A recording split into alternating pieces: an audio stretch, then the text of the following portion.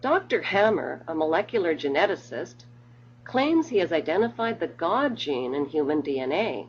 It's called VMAT2, and its job is to release the feel-good chemicals in our body called dopamine and serotonin, which give us the experience of bliss. VMAT2 is the DNA gene of our pineal gland. What's the pineal gland? It's a gland about the size of a raisin located between our eyebrows and directly behind our eyes, right smack in the middle of our cranium. It's called the pineal gland because it resembles a tiny pine cone. This powerful gland is believed to be the seat of our soul and the gateway to the universe and higher realms. Because its structure is remarkably similar to our eyeballs, it's called the third eye or the mind's eye. It actually has a lens, cornea, and retina. The blue bloods revere it. They call it the all-seeing eye and have featured it on the US $1 bill.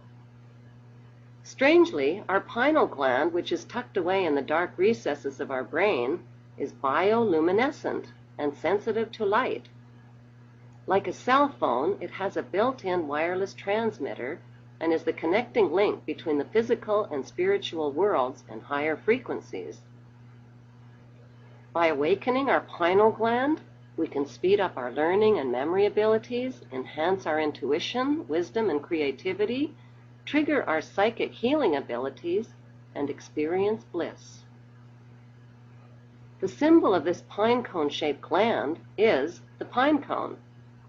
It is so revered by the Vatican that a special court was built called the Court of the Pine Cone, where the symbol of the world's largest pineal gland is on display. The symbol is also found on the staff of the Pope and the Egyptian god Osiris. Considering the power and function of the pineal gland, why has it been ignored and given so little mainstream attention? Why? Because it's our power source, and the ruling families know this.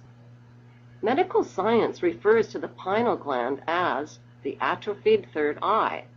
By the age of 12, it is already calcified and hardened, and by adulthood, it is dormant and atrophied from lack of use. Recent research reveals that fluoride, which is a toxic additive to our water supply and toothpaste, accumulates in the pineal gland where it wreaks havoc. Outdoor activities, eating less sugar, and eliminating processed foods and fluoride from our diet can help to revitalize it. Excuse me, on the left over here, we have individuals who are religious fundamentalists, religious fanatics, and this is the expression, RT-PCR, real-time PCR expression of the VMAT2 gene. Over here, we have individuals. So let me complete. So over here, we have individuals who are not particularly fundamentalist, not particularly religious, and you can see there's a much reduced expression of this particular gene, the VMAT2 gene. Another evidence that supports our hypothesis for the development of this approach. What you see here is by spreading this virus, we're going to eliminate individuals from donning on a bomb vest and going into a market and blowing up the market. So our hypothesis is that these are fanatical people, that they have overexpression of the VMAT2 gene, and that by vaccinating them against this, we'll eliminate this behavior. So we have some very, very remarkable data in this next slide. Here we have two brain scans. These are fMRIs. These are two different individuals with different levels of expression of VMAT2. On top is an individual who's a religious fanatic, an individual, and we've repeated this numerous times, that has high levels of VMAT2.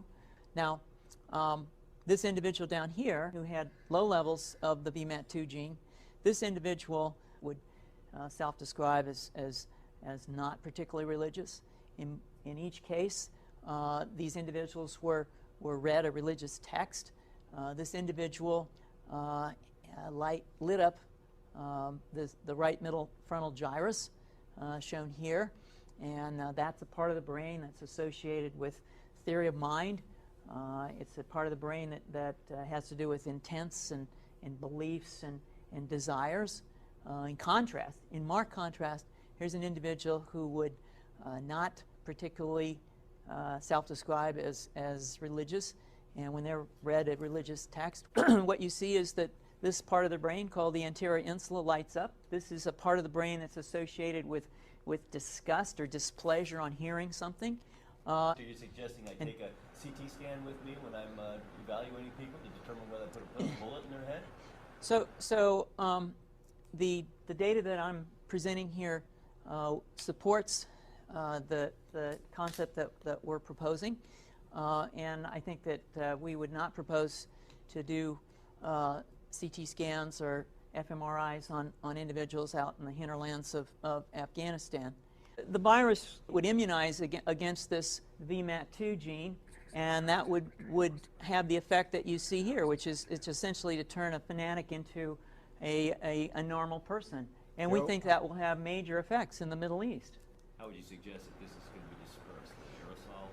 Well, so the present plan and the tests that we've done so far have used respiratory viruses such as flu or rhinoviruses, and we believe that that's a satisfactory way to get the exposure of the largest part of the population. Most of us, of course, have been exposed to both of those viruses, and we're quite confident that this will be a very successful approach. This is fascinating. What's the name of this proposal? Yeah, so the name of this project is FunVax, which is the vaccine for religious fundamentalism. And you have a proposal already? The proposal has just been submitted, and I think that the data that I have shown you today would support the development of this project, and we think it has great promise.